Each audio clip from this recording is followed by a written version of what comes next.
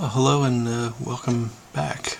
This is the second part of our series on the LL Bean pipe, and I have not done anything on this since the last video. I'm going to be doing all of this in real time, so I'll tell you if I do any steps that require time outside of the video. But I want you to get a sense of how long this process is actually taking, and the truth is it's not very long because I'm spending an awful lot of time talking when I normally would just be doing it. So what we're going to do now is we're going to focus on the stummel, the briar part of the pipe, and try to get that cleaned up and ready to go during this video. So the first thing I'm going to do is disconnect the stem. And I'm just going to set this aside. You can see I did not do a great job loading that pipe cleaner in the last video, and as I thought about it, it's probably not a good idea to use these tapered pipe cleaners for this. So when I put this back together, I'll get a straight one that we can use. But for now, this is just going to go on the side, and I am not going to do anything with it until later. And I want to talk to you a bit about the tools that I'm going to be using and the tools that you would need if you wanted to do this yourself. They're not very extensive. They're, for the most part, things you probably already have. If you're a pipe smoker, there's a few specialty things that you either can get very easily or make, and I'll take you through all of those as we go along. But to start off, I think probably the most important tool is what I'm resting on right here, and it's a towel. Normally, what I use, I'll just set this aside. These are white towels that my wife gets, the white terry cloth towels that she gets for cleaning, and I don't know where she gets them, but they're inexpensive enough. They come in a big bag, and they're disposable essentially, so when they get dirty you just throw them away, which is great because, as you'll see, they're going to get dirty as we go through this process. This red background here is an auto parts store shop towel. These also are quite inexpensive. You can buy a big bag of them, and they're also considered disposable. I'm using this simply because the white just doesn't make a very good background for the video. It kind of washes things out when the white's up there, so the red provides a nice background, and the coloring comes up much more naturally than it does with the white background. So I prefer that.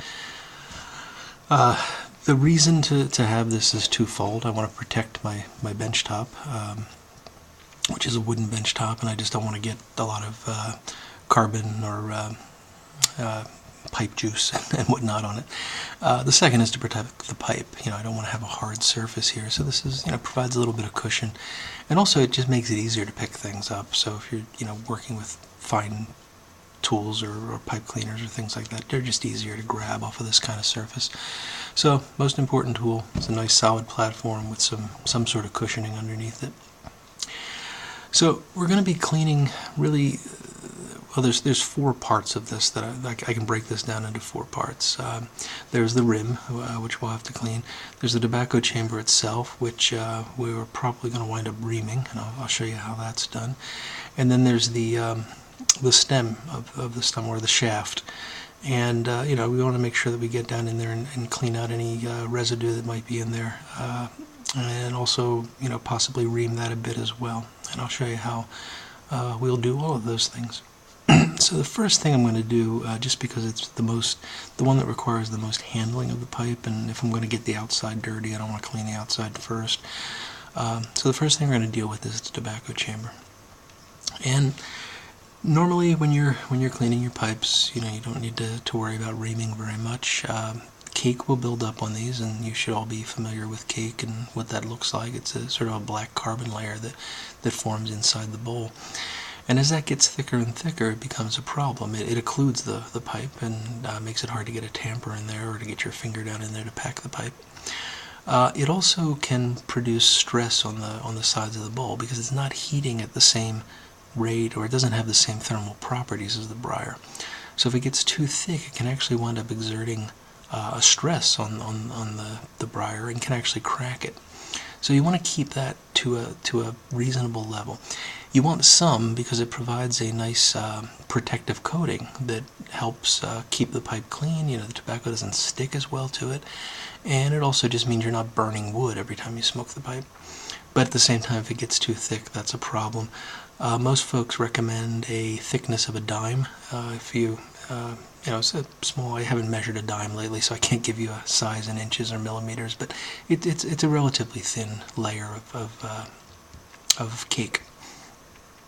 Now, since this is a new to me pipe, I have no problems reaming it all the way down to wood if necessary. I want to make sure that this hole is round. I want to make sure that I'm starting off with a reasonable geometry that I can maintain over time. So if this were, very caked up, or if the hole were off center because somebody had reamed it with a pocket knife or something like that, I would probably be willing to bring it all the way down. This one is in really good shape. Let's see if I can get a light down in here and show you the inside of the chamber. There's really not a lot of cake. In fact, there's a few spots in there where I can see what might be bare wood. The problem, though, is that there are some areas where there seems to be some cake build up unevenly. So along this wall in particular, I can feel a bump that is not on that wall. And that means that as the pipe heats, that section might heat differently, and it could put some stress on the wood. So just to make sure that everything's okay, I'm probably going to try to ream it. Now, to ream, there's a lot of different ways you can do it. Some people will simply take a pocket knife, and I've done that. If you're careful, you can certainly use that method if it's all you have available. I would recommend, if you're going to do this frequently, and if you're going to have a set of pipes that you want to maintain, that you actually invest in a pipe reamer or a reamer set. There's a lot of different choices, and I'm not going to really go over them all or suggest to you one over the other, but I will show you what I use. This is a set that I purchased maybe about 1.5 years ago. It's a nice basic reamer set. It's made by, of course I can't see the name here, Castleford is this is a brand name, and it was relatively inexpensive. I think it was under $25, and it's a good investment because I use it frequently. Now, the reamers themselves, the way this works is you have a handle, and you have the reamers themselves, which fit into the handle, and then you can take these and put them down into the tobacco bowl. They come in different sizes, and if I'm guessing that this is probably going to be either the smallest or the next to the smallest size, but depending on the size of your tobacco chamber, you're going to need a bigger or smaller reamer. If there is a lot of buildup, I'll always start with the smallest one that doesn't quite fit. So there's no sense in reaming with, well, actually there's a little bit of a catch there, so I might do a little reaming with this one. So you'd ream with that one all the way down, and then you go up one size until you hit the point that you want to be at. And of course, try to never ream the wood away. You're only trying to ream out cake. Yeah, this one's just catching on that ledge that I was talking about earlier, that little bump. So this is probably the largest one that I'm going to use, which is the second one in line. I should probably number these or something, 1, 2, 3, 4, but right now I just have smallest, next smallest, and so on. So we'll start off with the smallest. Set that aside and get out the handle. And this step can make a mess. I don't think we're going to get too much out of this, but it's good to have something around to catch the carbon that comes out, the cake that comes out. So I'm going to use this little tray for that. I'll set it off to the side as we start, but I'll be bringing that in a minute. And these flutes, and I can't speak for all reamers, but these flutes are actually slightly angled. So they're, I don't know if I'm going to be able to catch that or not on the camera, but this edge here is just slightly forward of this, so there's a bit of a sweep here. And what that means is as you go in, you're going to want to turn only in a clockwise direction. If you back up, it's not going to hurt because these are designed to kind of glide back over, so you're not going to ream anything in this direction. So you can go backwards, but you're not going to get anywhere with it. If you're trying to ream, you want to go clockwise. So I'm going to go ahead and just hold this securely and insert this and begin to just turn it.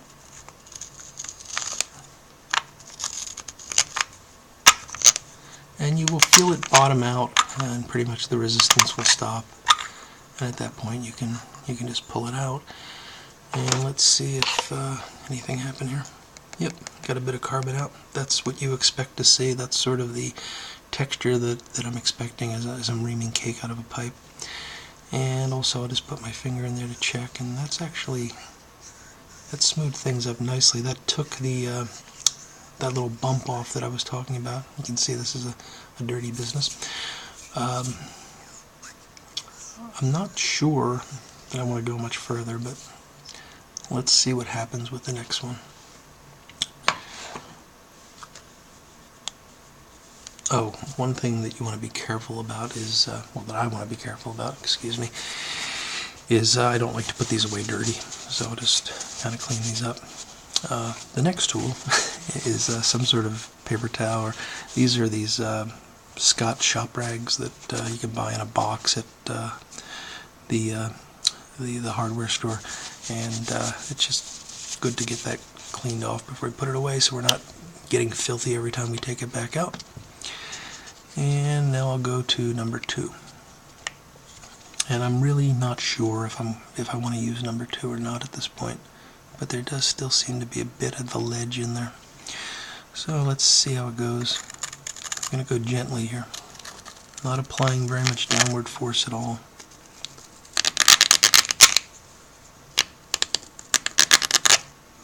Now let's see how that looks. Certainly we got more carbon out. Yeah, can you see there is a, I don't know if you're going to be able to see that line down in there, but there definitely is a ledge forming. We're also getting to bare wood at this point. So the question is, I want to take that ledge out. Yeah, so we're gonna go all the way forward with this. I don't want to leave that ledge in.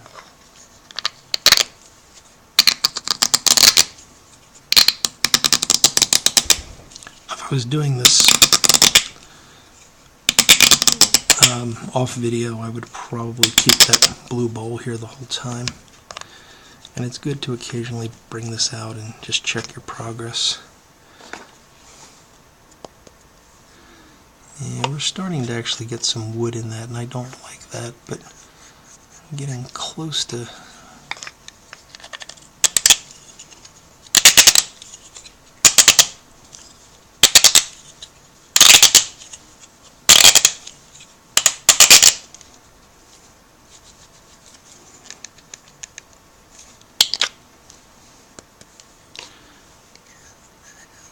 Good.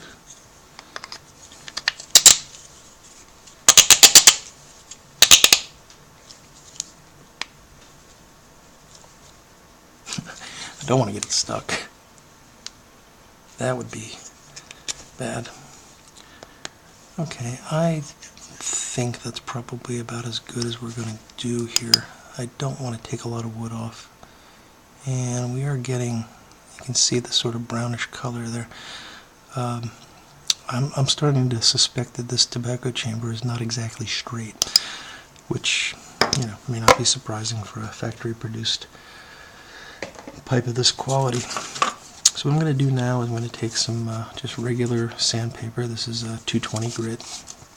Nothing special, just the paper sandpaper. And just take a small bit of it and go in there and just clean things up a bit.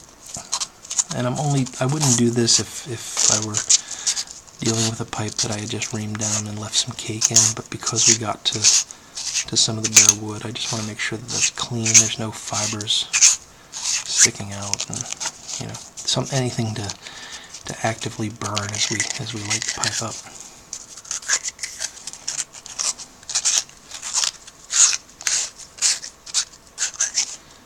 And it feels pretty good, so I'm pretty happy with that.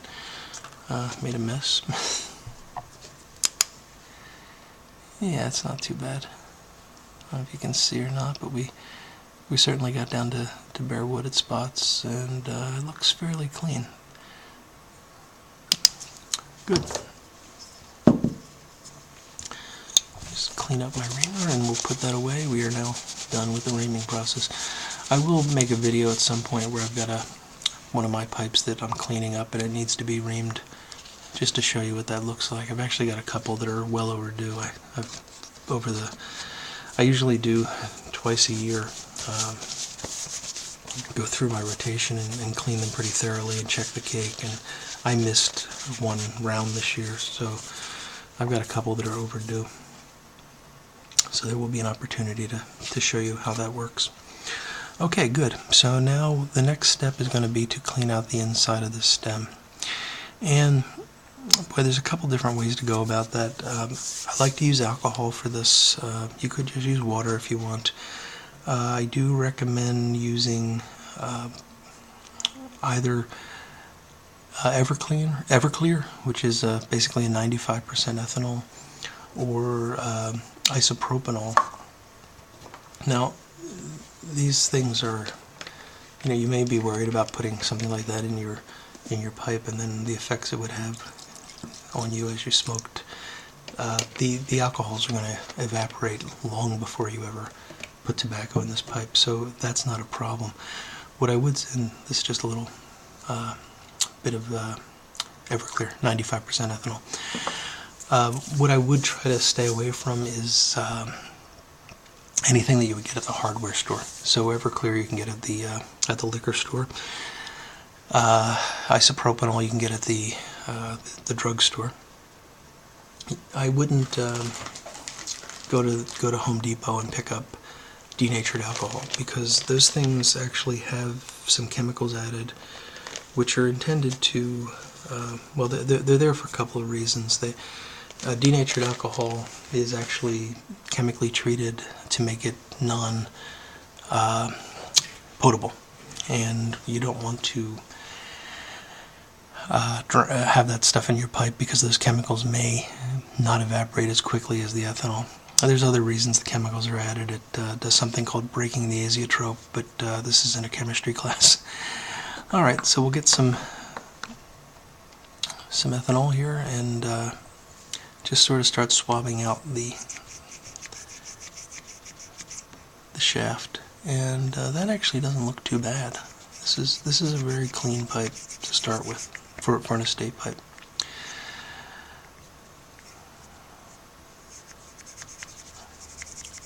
So this is just a pipe cleaner that I've moistened with the ethanol, and that seems to be doing a reasonable job. I'm going to switch over now to a bristled pipe cleaner and do the same thing and get a little bit more scrubbing action out of it. You can hear it's wet. I'm actually putting quite a bit of alcohol in here, and I want that. I want to be able to get any of the former owners'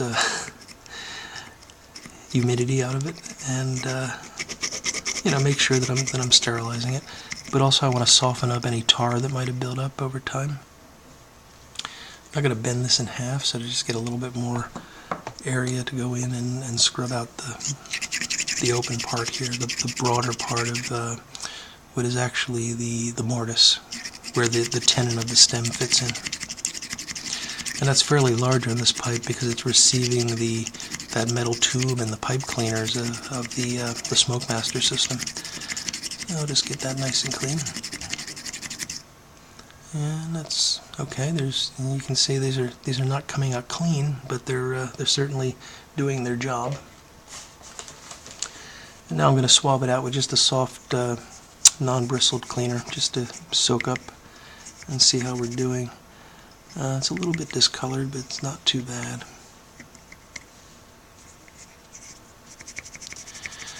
So this is in really good shape. You need very little work here. Sometimes when you get pipes that have been, not well cared for, or have been smoked a lot, and nobody's ever done this kind of a deep cleaning on them, you'll find, I'm just getting the moisture out of the bowl now, you'll find that you need to be a little bit more aggressive and ream out the shank. And I've made a couple of tools that allow me to do that, and they're simply just drill bits that I've turned a handle for and drilled a hole and epoxied the drill bit in there. And that lets me get in here and just make sure that the hole is properly sized and that any carbon buildup that might be down in the stem will come out. But this is so clean, there's just no need for it. There's absolutely no buildup in there at all. I think I'm on bare wood. I'll tell you more about these in another video, but the size of this guy is, this is a 9/64 drill bit, so that's just a tad over 1/8, and that's a pretty standard size for pipes, certainly for the majority of pipes. Now, a lot of independent makers are using larger holes, and sometimes I actually will use a similar tool to make the hole a bit larger, which sometimes can improve the smoking quality. But for now, we didn't need this. I just wanted to show you that you can use this tool if need be. But on this pipe, again, we're in really good shape. Alright, last thing I want to do is I want to clean up the rim and a little bit of the tenon here. So to do that, we're going to use, well, you can use a lot of different things. I mean, you could just use paper towels. A lot of people use makeup applicators, which I don't have. I'm using just some standard gauze, and the reason I use this is it's soft, it's not likely to scratch, but because it's made up of this fine weave, it has a little bit of an abrasive quality, so you can do a bit of scrubbing with it. And I'm going to wet that. I'm not going to use alcohol because I don't want to use anything that might lift the finish off of this, but I'm going to just use some water, and I just have a spray bottle here of normal tap water. And we'll go ahead and take this and just start to clean off the rim. And I can't tell right now how much of this is staining and how much of it is charring, but we should be able to get a fair amount of that off because it didn't look like it was terribly charred.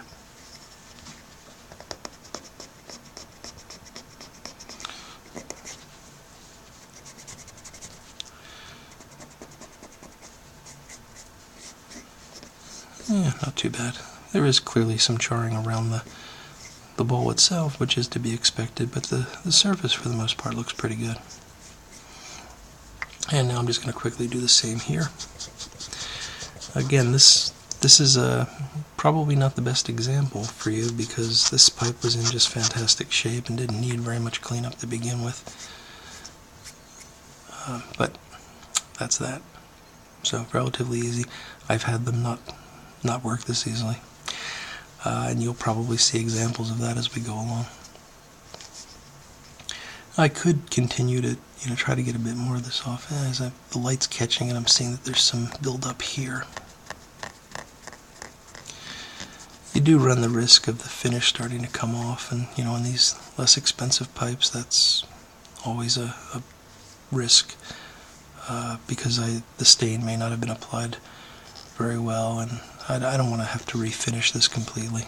I'm trying to keep this in as close to original condition as I can because I just want to have the experience of smoking an LL Bean sort of the way it would have been had I purchased it directly.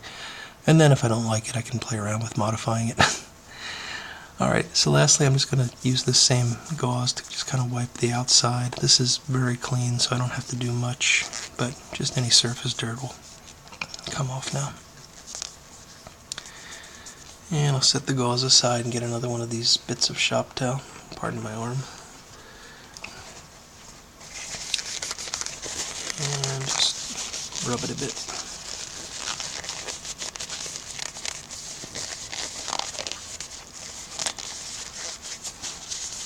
Just to make sure everything's dry. And there we go.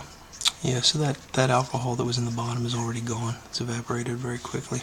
I think we're in really good shape for this. This is a very, very clean pipe. Alright, last thing I'm going to show you on the stummel is I'm going to put a bit of wax on. Now, if I were refinishing it, if this were in really sad shape, I might want to buff it and use a buffing wheel and use carnauba wax. But because this guy really isn't that bad off, I'm going to use a simple little paste wax. This is called Halcyon. I don't know if it's going to show up well. You can get it at most pipe shops. You can buy it online from many of the online retailers, and it's just it's a paste crystalline wax that you just rub on and then you can buff off. So I'm just going to take this and I'm going to liberally apply it to the outside. And when I do this, I sort of think back to when I would wax cars with turtle wax, you know, just, oops, of course I wouldn't throw the car across the room. Just, you know, rub it on liberally, let it dry a bit, and then buff it off. Alright, it's getting a bit slippery now. I'm also going to go around the rim with that. Alright, that's good. So it's pretty much coated in the wax, and I've made a small stand, which would be great if I could find it. Oh, there it is. It's a really simple stand. It's got a very small dowel and a larger dowel in it, and they're there just so I can do that, and when I work on the stem I can place the stem there and let the stem dry as well, which you'll see soon. So that's it. I'm going to let that dry for a bit before I buff it, and I will now move on to the stem, which you will see in another video, in installment number 3. So thank you for watching. Please feel free to comment and let me know what you think of this, if you've got any suggestions for alternate ways to do this. And you know, especially if you decide to try some pipe refurbishment on your own, let me know about that. I'd love to hear about your experience. Take care, and I'll see you soon.